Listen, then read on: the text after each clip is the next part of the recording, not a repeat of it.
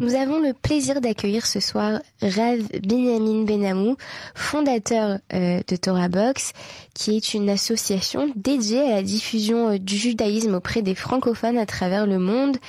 Avec le Rav Ben-Amou, justement, on va parler de Torah Box, du média de Torah Box, qui est aussi un média très influent au sein de la communauté juive française, avec 153 000 followers sur Facebook et 104 000 followers sur Instagram.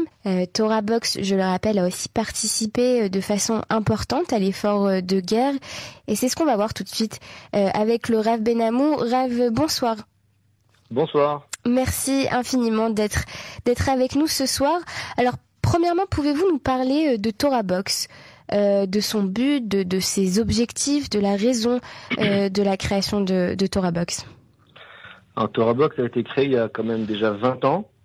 L'objectif à l'époque, c'était juste de donner accès à la Torah à travers Internet, à une époque où il n'y avait pas grand-chose sur le web. Et donc, on a créé un petit annuaire de cours répertoriés par rabbin et par thème. C'était en audio à l'époque, les cours.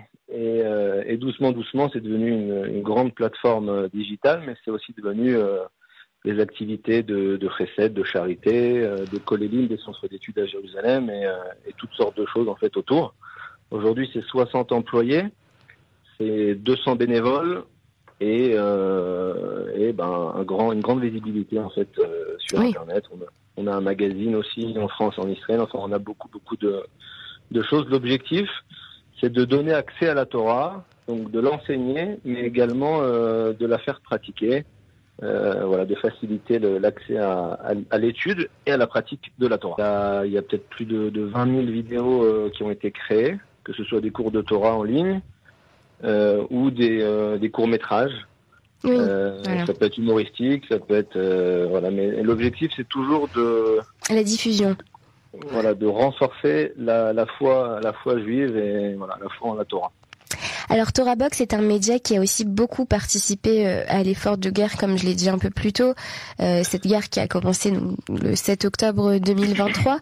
Pouvez-vous nous expliquer de quelle façon Torah Box s'est impliqué dans la guerre ? Alors en fait, Torah Box s'implique pas seulement pour les besoins de la guerre, mais pour tout besoin. C'est-à-dire que dès qu'on a besoin d'eux, on essaie de répondre présent. Il faut savoir que le chesed, donc toutes les actions de bienveillance qu'on peut avoir pour quelqu'un, c'est une obligation divine quelque part, puisque le monde il a été créé uniquement par pure bonté. Dieu n'attend rien de nous. Donc chaque juif doit aussi essayer de s'imprégner de cette qualité et de faire du bien. Donc nous, depuis déjà la guerre plomb durci il y a 15 ans, on était déjà auprès des soldats. Et depuis 15 ans, en fait, on finance 2 rabbinim qui vont chaque semaine visiter les soldats pour leur apporter du réconfort, leur apporter à manger, leur apporter un cours de Torah. On répond à leurs questions. Ensuite, on les marie quand ils ont besoin. Ils restent en contact avec nous. On leur fait des shabbats que pour eux.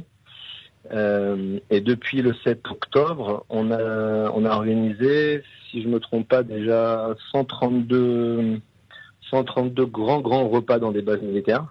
Et surtout que c'est des fêtes avec beaucoup d'investissement.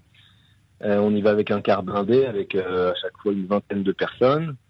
On y va avec un orchestre, on y va avec de la viande, avec des tzitzit, avec des tefilines. Donc on distribue gratuitement des tzitzit, des kippot, des tefilines. On met la musique. On leur fait passer vraiment un très très bon moment. Très souvent en plus, on se rend compte que c'est des gens qui n'avaient peut-être même pas eu un seul contact avec un juif religieux en Israël, ça existe. Et ça crée beaucoup de choses en réalité. Il y a des gens il y a des soldats qui prennent sur eux de mettre les tefilines. Donc on leur offre des tefilines, c'est quelque chose qui coûte cher. S'il est droitier, on lui apporte des tefilines de droitier. S'il est gaucher, de gaucher. S'il est ashkénaze, avec une écriture ashkénaze. Enfin bref, on essaie de faire des choses bien. On s'est aussi occupé des familles de déplacés. Oui, qu'il y a eu bien sûr. beaucoup de monde qui ont été déplacés, qui n'avaient plus de travail, qui étaient dans des hôtels. Donc on s'occupait de leur apporter à manger 2 fois par semaine, il me semble. On s'est occupé donc de peu près 1350 personnes qui ont apporté des colis. Je vous coupe, ce n'est pas exclusivement réservé aux francophones d'Israël, c'est sur toute la population israélienne. C'est sur toute la population israélienne, mais il faut savoir que Torah Box essaye en priorité d'aider les Français. D'accord ? On considère qu'un Français en Israël est quand même plus handicapé qu'un Israélien. Ah oui, certainement. Donc voilà. Maintenant, quand il faut agir et qu'il n'y a pas de calcul à faire, on n'en fait pas. Il faut savoir qu'on a un lien très très fort avec les veuves et les orphelins d'Israël, mais ça fait déjà depuis 10 ans, depuis les attentats d'Arnof. On va les voir à chaque Hanouka et on leur achète exactement à chaque enfant exactement ce qu'il a besoin. Il y a des vidéos très émouvantes d'ailleurs sur ce sujet-là. Et depuis le 7 octobre, on va voir beaucoup de familles, beaucoup de veuves, de femmes veuves. On va les voir à chaque fête parce que pendant les fêtes juives, c'est le moment où en fait les sentiments remontent à la surface, où ils se rappellent avec le papa qui allume la Hanouka ou avec qui ils faisaient Pourim.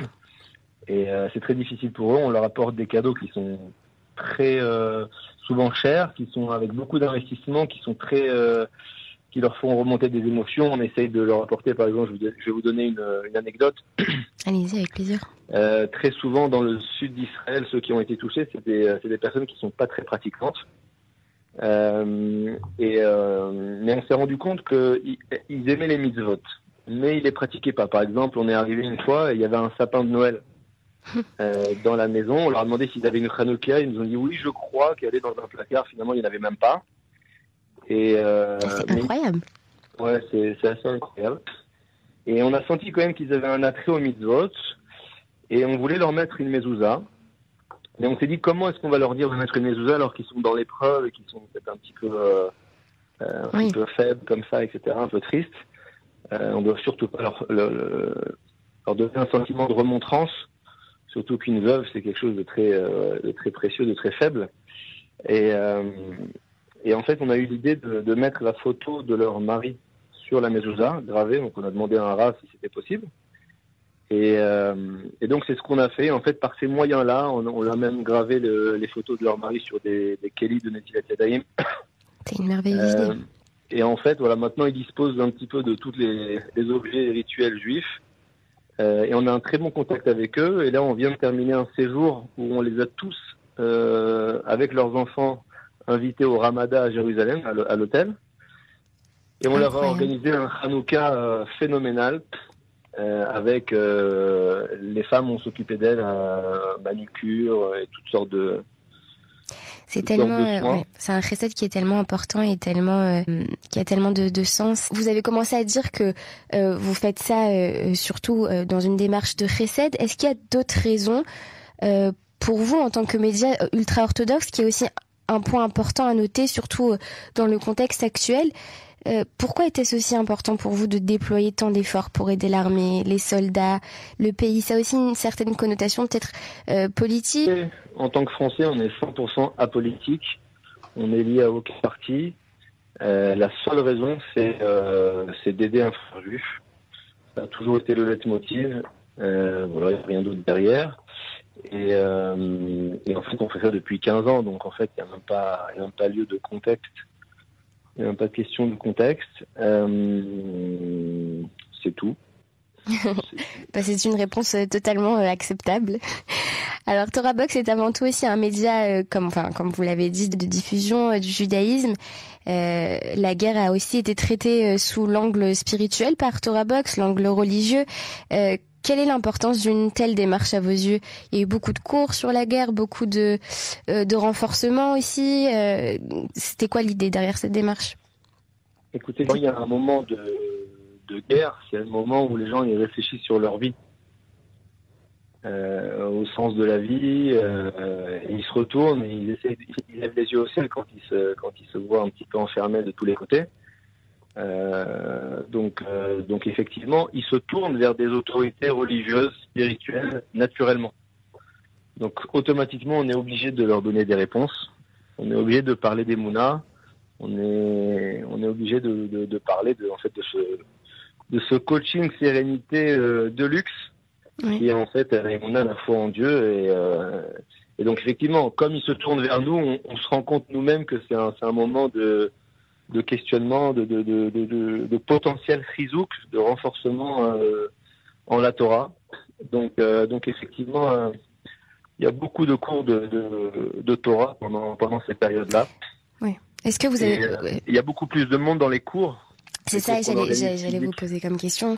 Est-ce que vous avez ressenti une forte demande de la part du public francophone juif sur ce point-là? Très grande.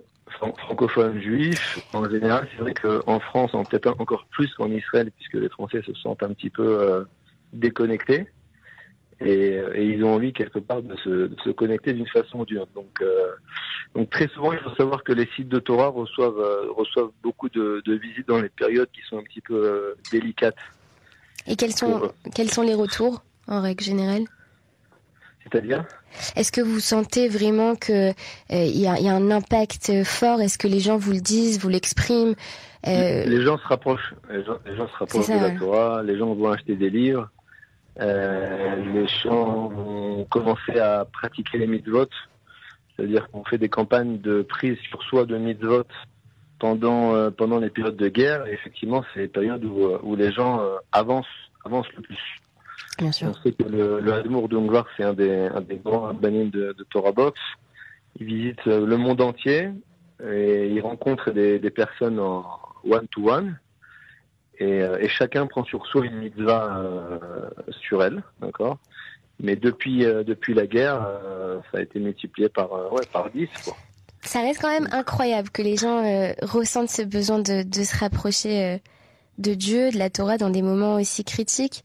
On aurait presque pu croire l'inverse, que ça aurait pu les éloigner, ressentir une certaine colère aussi. Et pourtant, c'est tout le phénomène inverse qui semble avoir lieu.